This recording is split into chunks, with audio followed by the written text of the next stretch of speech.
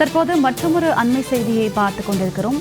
HMPV virus தொற்று காரணமாக மாநில அரசுகளுக்கு மத்திய சுகாதாரத்துறை அறிவுறுத்தல் வழங்கியுள்ளது. அண்மை செய்தியாக இதனை நாம் பார்த்துக் கொண்டிருக்கிறோம்.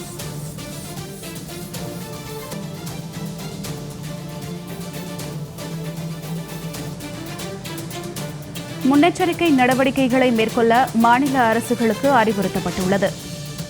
HMPV வைரஸ் தொற்று காரணமாக முன்னெச்சரிக்கை நடவடிக்கைகளை மேற்கொள்ள மாநில அரசுகளுக்கு மத்திய அரசு அறிவுறுத்தியுள்ளது. அண்மை செய்தியாக இதனை நாம் பார்த்துக் கொண்டிருக்கிறோம். கண்காணிப்பு பணிகளை தீவிரப்படுத்த மத்திய சுகாதாரத்துறை அறிவுறுத்தியுள்ளது. HMPV வைரஸ் தொற்று காரணமாக இந்தியாவில் HMPV வைரஸ் தொற்றால் தமிழகத்தை சேர்ந்த 2 பேர் உட்பட இந்தியாவில் 5 பேர் பாதிக்கப்பட்டுள்ளனர். இதனால் கண்காணிப்பை தீவிரப்படுத்த மாநில அரசுகளுக்கு மத்திய அரசு அறிவுறுத்தியுள்ளது. விவரங்களோடு இணைகிறார் எமது செய்தியாளர் ஆண்டன். வணக்கம் ஆண்டன், இது குறித்த விரிவான தகவல்கள் சொல்லுங்க. வணக்கம் ஜானி.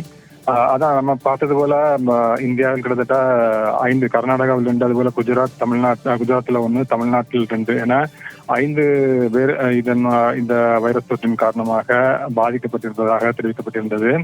அதன் அடிப்படையில் பார்க்கும்போது இது பெரிய அளவில் இது ஒரு உயிர்கொல்லி வைரஸ் என்று பார்க்க முடியாத அளவுக்கு இருக்கக்கூடிய ஒரு சூழ்நிலையின் காரணமாக, அது மட்டும் இல்லாமல் நம்ம ஏற்கனவே பார்த்தது போல இது 2001ஆம் ஆண்டிலிருந்தே இந்த வைரஸ் தொற்றின் தாக்கமானது இருந்து கொண்டிருக்கக்கூடிய சூழ்நிலையில் இது பெரிய அளவில் உயிருக்கு அச்சுறுத்தலை ஏற்படுத்தக்கூடிய ஒன்று கிடையாது என்பதன் காரணமாக தொடர்ந்து இது தொடர்பாக எந்த விதமான அச்சமும் கொள்ள தேவையில்லை என்று மத்திய அரசு அறிவுறுத்தி இருக்கின்றது. இது போன்ற ஒரு சூழ்நிலையில் தான் மத்திய சுகாதார செயலாளர் திருமதி புண்ணியா சலீலா ஸ்ரீவத்சவா நேற்றைய தினம் அனைத்து மாநிலங்கள் மற்றும் யூனியன் பிரதேசங்கள் தான் வீடியோ கான்பரன்சிங் முறையில் இது தொடர்பாக ஆலோசனையும் மேற்கொண்டிருக்கின்றார்.